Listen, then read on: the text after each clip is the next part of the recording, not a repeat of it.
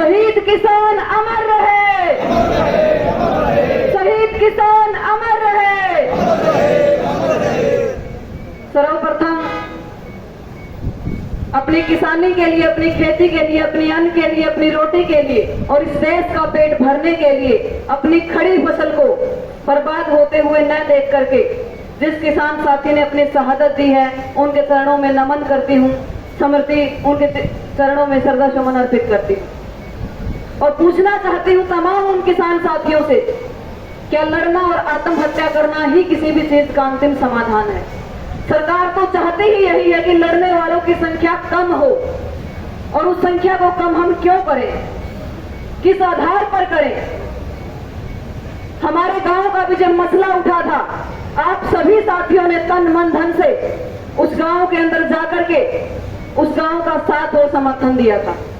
आज जब इस गांव के ऊपर, इस क्षेत्र के ऊपर यदि कोई समस्या आई है, किसी किसान साथी ने अपनी मौत को गले लगा लिया है, अपने दर्द को अपनी मौत के माध्यम से बयां किया है, तो हम भी आप लोगों को ये बता देना चाहते हैं, इस प्रशासन को भी बता देना चाहते हैं कि गांव खेतर और गांव खेतर के पूरे आसपास का क्षेत्र आप लोगों के साथ खड़ा है, उसको अकेला मत समझना।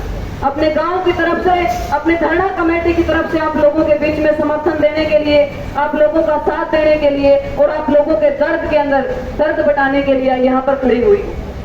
और कहूंगी यही कि लड़ेंगे हम, किसी एक गांव में नहीं है।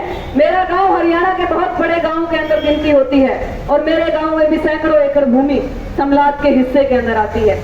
हम भी नहीं जाने देंगे। अपनी संख्या को, मौत को गले लगा करके कमजोर मत कीजिए, अपनी संख्या को घटाइए मत। लड़ने वालों की संख्या तो वैसे ही बहुत कम है, और यदि हम मौत को गले लगा लेते हैं और सरकार को हम वही काम करने के लिए प्रेरित कर रहे हैं जो सरकार चाहती है, इस सरकार के सामने इस तरीके से खड़े होइए कि ये सरकार ये सोच ले कि इनको मार तो बेशक कभी दो, लेकिन अपने आप मरने वाले ये किसान नहीं है। ये वो कौम है जिसने 1857 से लेकर के पगड़ी संभाल जट्टा जैसे आंदोलन चला करके किसानों को कर्ज मुक्त करवाया था, 3 काले कानून वापस करवा करके 8-300 मेरे गांव के किसान साथी का रखा रहा, आज ये रखा है। बहुत पीड़ा होती है, उस परिवार से पूछिए। 10, 12, 20, 25 लाख मुआवजा कोई अंतिम समाधान नहीं होता।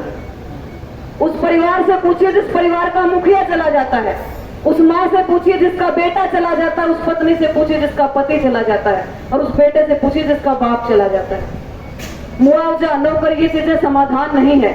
अपने परिवार को संभालिए और इस सरकार से टक्कर लीजिए, न कि मौत को गले लगाइए। आवाज